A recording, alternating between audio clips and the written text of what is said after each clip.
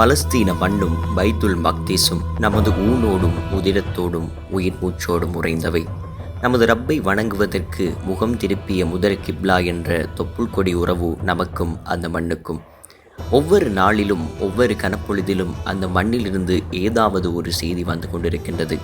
உறுதி வழியும் குழந்தை புஷ்பங்கள், அழுது தீர்க்கும் அபலைகள், முக்காடும் முறையீடுமாய் மூத்தம்மாக்கள், சிதைந்து கிடக்கும் புனித பூமி எல்லாமே கண்களுக்கு கந்தகம் தூவிக் கொண்டிருக்கின்றன. சியோனிசம் மீதான ஜென்ம பகையை ஏற்படுத்துகின்றன. நீண்ட பிரார்த்தனைகள், பலமான பகிஷ்கரிப்புகள், குத்பாக்கள், ஆர்ப்பரிக்கும் மக்கள் கூட்டமென சமூகத்தையும் சர்வதேசத்தையும் பலஸ்தீன் தன் பக்கம் ஈர்த்து வருகின்றது. நீதி நிலைக்க வேண்டும், அமைதி அரசோங்க வேண்டும், சமாதானம் சமாதியாகிவிடக்கூடாது, மனிதநேயம் மறத்துவிடக்கூடாது என்று ஆசிப்போருக்கும் அந்த ஊற்று இந்த பூமியில் எந்த இடத்தில் கருவூலமாகி இருக்கின்றது என்பதை சொல்ல வருகின்றது.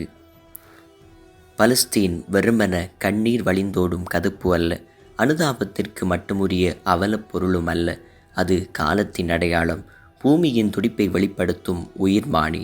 பலஸ்தீன் விடுதலை சர்வதேசத்திற்குமான சுதந்திர கீதம். யா அல்லாஹ், உனது மஸ்ஜிதுல் அக்ஸாவை மீட்பதற்காக இந்த உம்மத்தின் பிரதிநிதியாக இருந்து போராடுகின்ற பலஸ்தீன் மக்களுக்கு நீ உதவி செய்வாயாக. ஆமீன் ஆமீன் யா ரப்பல் ஆலமீன்.